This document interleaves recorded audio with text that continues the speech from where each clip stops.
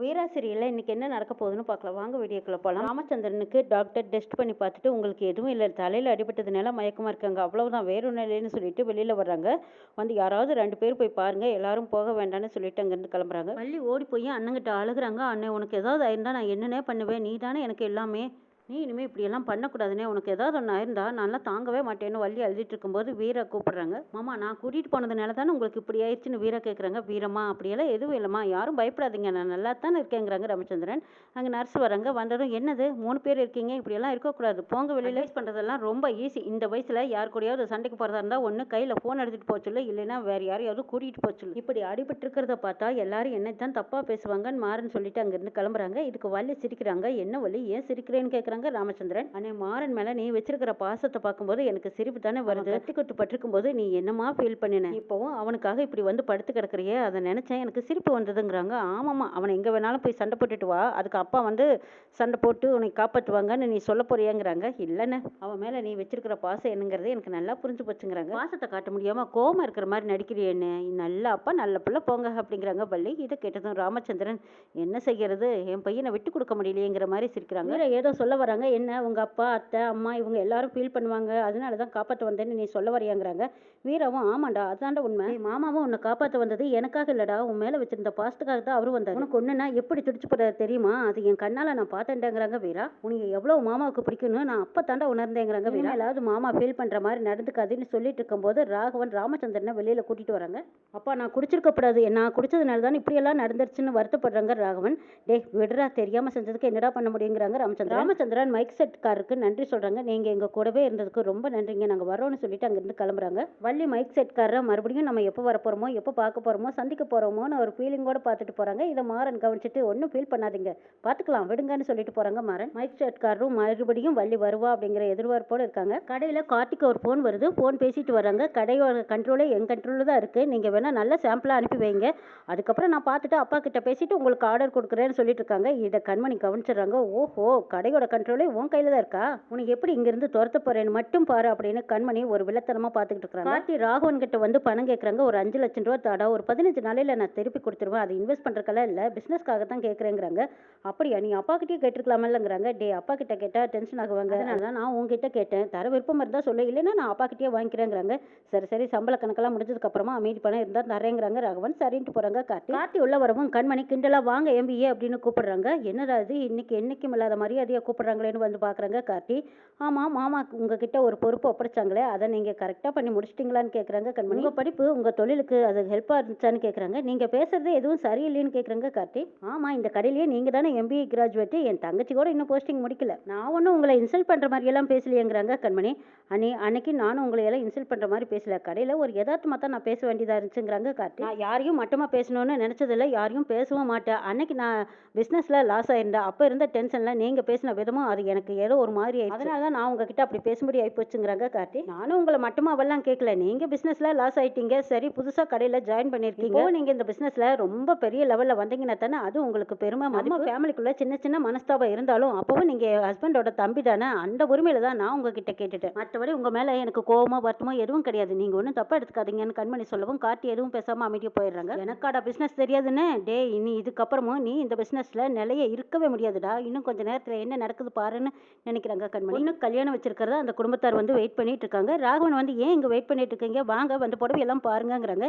இல்லை தம்பி, அப்பாவே வரட்டும், அவங்க வந்ததுக்கு அப்புறமா நாங்கள் பார்த்துக்குறோங்கிறாங்க. அப்படிங்களா, அதோ அப்பாவே வந்துட்டாங்க பாருங்கிறாங்க. ராமச்சந்திரன் அங்கிருந்து வராங்க. உங்களை பார்க்கணுன்னு தான் வெயிட்டிங்கில் இருக்காங்கங்கிறாங்க. அப்படியா, வாங்க சார் வாங்க, உங்களை எங்கேயும் பார்த்த மாதிரி இருக்குதுங்கிறாங்க. அப்படிங்களா, நான் இங்கே தாங்க எங்கள் 2 பொண்ணுங்களோட கல்யாணத்துக்கு முகூர்த்த புடவை எடுத்தோம், 3வது பொண்ணுக்கும் நாங்கள் கல்யாணம் வச்சிருக்கோம், அதான் உங்கள் கையால் முகூர்த்த புடவை எடுத்துகிட்டு போகலான்னு வந்தோங்க. அந்த 2 பொண்ணுங்களும் நல்ல சந்தோஷமாக சௌகரியமாக நல்ல வசதியாக வாழ்கிறாங்க, இந்த பொண்ணுக்கும் அந்த மாதிரி ஒரு நல்ல வாழ்க்கையை சந்தோஷமாக அமையணுங்கிறதுக்காக தான் உங்கள் கையால் முகூர்த்த புடவையை வாங்கிட்டு போகலான்னு வந்திருக்காங்கிறாங்க. ஓ அப்படியா ராகவா, என்ன பார்த்துட்டு இருக்க, புடவையெல்லாம் எடுத்து காட்ட வேண்டியதானுங்கிறாங்க ராகவன். அப்போ இல்லைப்பா, நீங்கள் வரட்டும், உங்கள் கையால் எடுத்து கொடுக்கணுன்னு தான் அவங்களும் வெயிட் பண்ணிட்டு இருக்காங்கிறாங்க. ஆடா அப்படியா, சரி வாங்க நான் எடுத்து கொடுக்குறேன் வாங்கன்னு ராமச்சந்திரன் அவங்கள கூட்டிகிட்டு போகிறாங்க. கண்மணி ஓடி வந்து ராமச்சந்திரன் கிட்ட கேட்குறாங்க. மாமா, எதுக்கு நீங்கள் இதெல்லாம் பண்ணிட்டு இருக்கிறீங்க, அதுக்கு தான் அங்கங்கே ஆள் இருக்காங்களா, அவங்க பார்த்துக்குவாங்க விடுங்கங்கிறாங்க. அப்படி இல்லைம்மா, இந்த என் வாழ்க்கையை ஆரம்பித்த இடமே இதுதான், இதில் கிடைக்கிற சந்தோஷம் வேறு எதுலேயுமே கிடைக்காது, இவங்க என் கையால் புடவை வாங்கணும்னு வந்திருக்காங்க. இவங்களுக்கு நான் புடவை எடுத்து கொடுக்கறதுல எனக்கு அளவில்லாத சந்தோஷம். நீங்கள் வாங்க சார், நான் எடுத்து கொடுக்குறேன்னு ராமச்சந்திரன் நான் உங்களை கூட்டிகிட்டு போகிறாங்க. ராமச்சந்திரன் புடவையை எடுத்து கொடுத்ததும், சார் இந்த புடவை ரொம்ப நல்லா இருக்குதுன்னு எடுத்துக்கிறாங்க. அப்படியா, ரொம்ப சந்தோஷங்க, நல்ல புடவை எடுத்திருக்கீங்க, கலரும் நல்லா இருக்கு. இன்னும் 2 பொண்ணுங்களோட வாழ்க்கையை போல இந்த பொண்ணோட வாழ்க்கையும் சந்தோஷமா நிறைவாக இருக்கணும்னு சாமியை கும்பிட்டு வேண்டி கொடுக்குறாங்க ராமச்சந்திரன். ரொம்ப சந்தோஷங்க அப்படின்னு சொல்லிட்டு புடவையெல்லாம் வாங்கிட்டு சந்தோஷமா அவங்க வெளியே கிளம்புற போது அப்பங்க ஒருத்தர் வர்றாங்க. வந்ததும் கையில் வச்சிருந்த துணியெல்லாம் ராமச்சந்திரன் முகத்துலையும் தலையிலையும் விசிறி அடிக்கிறாங்க. எல்லாரும் அங்கே இருக்கிறவங்க திரும்பி பார்க்குறாங்க. இத்தனை வருஷமா அவங்க கடை மேலேயும் உங்கள் மேலேயும் நம்பிக்கை வச்சதுனால நான் துணியை செக் பண்ணாத கூட யூனிஃபார்ம் அவ்வளோ யூனிஃபார்ம் ஆர்டர் கொடுத்து வாங்கிட்டு போனேன். மட்டமான துணியை எங்களுக்கு அனுப்பியிருக்கீங்களே, இது என்ன நியாயம்னு வந்து கேட்குறாங்க. சார், யார்கிட்ட பேசுகிறோன்னு தெரிஞ்சுதான் வந்து பேசிகிட்டு இருக்கிறீங்களான்னு கடையில் வேலை செய்கிற பசங்கள்லாம் வந்து கேட்குறாங்க. இருங்கடா, அவங்க என்ன சொல்கிறாங்கன்னு பார்க்கலாங்கிறாங்க ராமச்சந்திரன். நீங்கள் பேசுறது எனக்கு எதுவுமே புரியல, என்ன சொல்ல வரீங்கன்னு சொல்லுங்கன்னு கேட்குறாங்க ராமச்சந்திரன்.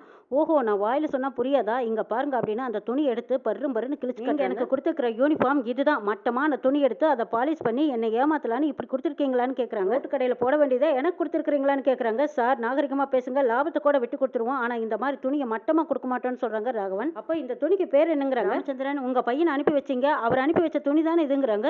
ஐயோ, நாங்கள் இப்படி மட்டமான துணியெல்லாம் நாங்கள் சேல்ஸே பண்ண மாட்டோம்னு சொல்கிறாங்க. நான் என்ன உங்ககிட்ட போய் சொல்கிறேன்னா, நல்ல மனுஷன் நேர்மையான மனுஷன் உங்ககிட்ட துணி எடுத்தா நல்லா இருக்கும்னு நினச்சி தான் நான் உங்ககிட்ட வியாபாரம் வச்சுக்கிட்டேன். பார்த்தீங்களா, நம்பிக்கை எல்லாருக்கிட்டையும் சம்பாரிச்சிட்டு பணம் வந்ததும் உங்களோட புத்தியை காட்டிட்டீங்க பாருங்க சார். இது ஒன்று என்னோட தேவைக்காக வாங்கல, நான் ஏழை பிள்ளைங்களுக்காக அவங்க சந்தோஷத்துக்காக தான் நான் சந்தோஷமா இந்த துணியை வாங்கினேன். இது ஒரு மனசுக்கு திருப்தியான சேவையை தான் நான் பண்ணினேன். இனிமே ஜென்மத்துக்கும் உங்ககிட்ட எந்த ஒரு வரவு செலவும் வச்சுக்க மாட்டேன்னு சொல்றாங்க. நாங்கள் நீங்க கொடுத்த துணியை நீங்களே வச்சுக்கிட்டு இது லாபத்தை சம்பாதிப்பீங்களா இல்லை நீங்களே வச்சுக்குவீங்களோ என்னமோ பண்ணுங்கிறாங்க. சார் கொஞ்சம் இருங்க, தப்பு எங்கேயோ நடந்திருக்குங்கிறாங்க ராமச்சந்திரன். சார், நல்லா யோசிச்சு பாருங்க, எத்தனை வருஷமா நான் உங்களுக்கு இதை செஞ்சு கொடுத்துட்டு இருந்திருக்கேன். நான் எப்படி சார் இந்த தடவை நான் உங்களுக்கு தப்பு பண்ணுவேன்? எப்பவுமே நான் லாபத்தை தாண்டி குவாலிட்டி தான் நான் எதிர்பார்ப்பேன். கடையிலையும் அதான் நான் சொல்லி வச்சிருப்பேன், கடையிலையும் அப்படி குவாலிட்டியான துணி தான் என்கிட்ட இருக்கு. சார், இதுக்கு முன்னாடி நான் எப்போவாவது இப்படி பண்ணியிருக்கான்னு ராமச்சந்திரன் கேட்குறாங்க. இப்போ பண்ணிட்டீங்களே சார், இவ்வளவு வருஷமா சேர்த்து வச்சிருந்த நம்பிக்கை நாணயம் எல்லாமே ஒரே நொடியில் சுக்கு நூறாக்கிட்டீங்களே, அழிச்சிட்டீங்களே சார். சார், புனிதமாக நினைக்கிற இந்த தொழில் மேலே சத்தியமாக சொல்கிறேன், நான் அப்படி ஒரு தப்பு பண்ணலை. என்ன நடந்ததுன்னு நானே விசாரிக்கிறேங்கிறாங்க ராமச்சந்திரன். ஒரு 24 மணி நேரம் டைம் கொடுங்க, என்ன நடந்ததுன்னு நான் கண்டுபிடிச்சிக்கிறேன். தாழ்மையோடு உங்ககிட்ட மன்னிப்பு கேட்டுக்கிறேன் சார், மனசு வைங்கன்னு கெஞ்சுறாங்க ராமச்சந்திரன். கொஞ்சம் டைம் கொடுங்க, கொஞ்சம் பெரிய மனசு பண்ணுங்க அப்படின்னு சொல்லி டைம் கேட்குறாங்க ராமச்சந்திரன். சரி பார்க்கலாம் சார், நான் வரேன் அப்படின்னு சொல்லிட்டு அங்கேருந்து போகிறாங்க. ராமச்சந்திரன் ஒரே டென்ஷனாக உட்காந்துருக்காங்க. ராகவன் வந்து பேசும்போது பேசாதீங்கடா அப்படின்னு யோசிச்சுட்டு உட்காந்துருக்காங்க. அந்த இடத்துக்கு கண்மணி வந்து, மாமா நீங்கள் ஒன்றும் டென்ஷன் ஆகிடாதீங்க, உங்கள் உடம்புக்கு ஏதாவது ஆகிட்டு போதுமா, மாற்றிக்கிட்டே நீங்கள் புதுசாக இந்த பொறுப்பு கொடுத்துருக்கீங்க. அவரும் ஏதோ மெட்டீரியல் தெரியாமல் அனுப்பிட்டார் போல இருக்கு, நம்ம வேணா அதே மெட்டீரியலை திருப்பி கொடுத்துடலாம். என்ன எல்லாரும் முன்னாடியும் கஸ்டமர் வந்து நம்மளை கத்திட்டு போயிட்டாங்க, அதுதான் கொஞ்சம் அசிங்கமாக இருக்குதுங்கிறாங்க கண்மணி. நீங்களும் கோவப்பட்டு கார்த்தி ஏதாவது பேசிடாதீங்கன்னு கண்மணி சொல்லிட்டு இருக்கும்போது அங்கே வீரா கார்த்தி 3 பேரும் சிரிச்சு பேசிட்டு உள்ள வராங்க. கார்த்தி உள்ள வரும்போது, என்னது ஸ்கூல் யூனிஃபார்ம் எல்லாம் கிழிச்சு போட்டிருக்காங்க, என்னாச்சு அப்படின்னு வந்து கேட்குறாங்க. என்ன கார்த்தி, எதுவுமே தெரியாத மாதிரி பேசுறீங்க, ஆமா உங்ககிட்ட எப்படி ஒரு பொறுப்பை கொடுத்தாங்க, ஆனா இப்படியா நீங்க பணம் சம்பாதிக்கணுங்கிறதுக்காக பிசினஸ் பண்ணுவீங்கன்னு கேட்குறாங்க கண்மணி. நீங்க என்ன பேசுறீங்க, எனக்கு ஒன்றும் புரியலன்னு கார்த்தி கேட்குறாங்க.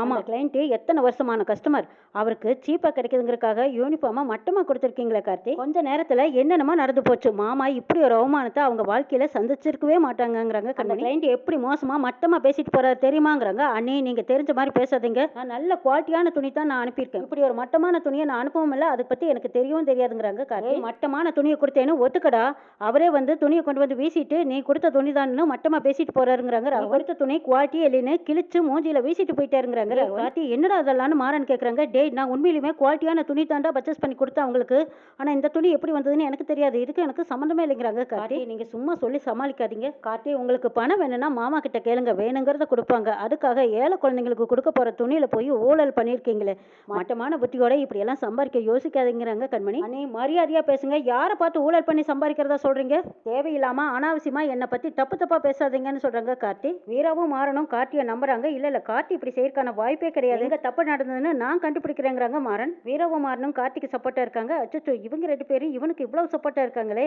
கண்டுபிடிச்சிட்டாங்கன்னா நம்மளோட முகத்தை கிழிஞ்சிருமேன்னு நினைக்கிறாங்க கண்மணி. கார்த்தி கண்மணியை பேசுறதுக்கு ராகவனுக்கு சரியான கோவம் வருது. மூக்குக்கு மேல கோவத்தோட நிக்கிறாங்க ராகவன். ஏண்டா, அண்ணின்னு கூட பார்க்காம ஏன் பொண்டாட்டியே என் கண்ணு முன்னாடியே இப்படி பேசுறியா அப்படின்னு ராகவன் பாஞ்சுக்கிட்டு போய் கார்த்தி அடிக்க போறாங்க. இந்த கண்மணி மேல எவ்வளவு பிரச்சனையை கொண்டு வர, ஏன் இப்படி எல்லாம் பேசிட்டு இருக்கா, கண்மணி காரணம் இல்லாம இப்படி பேசியிருக்க மாட்டாள், நிச்சயமா இதுக்கு பின்னாடி கண்மணி காரணமா இருப்பாளோ அப்படின்னு வீராவுக்கு சந்தேகம் வருது. கண்மணி என்ன ஊழல் பண்ணாங்க அப்படிங்கிறதையும் வீராவும் மாறனும் கண்டுபிடிக்க போறாங்க. என்ன நடக்க போகுதுங்கிறதையும் நாளைக்கு சொல்ல பார்க்கலாம்.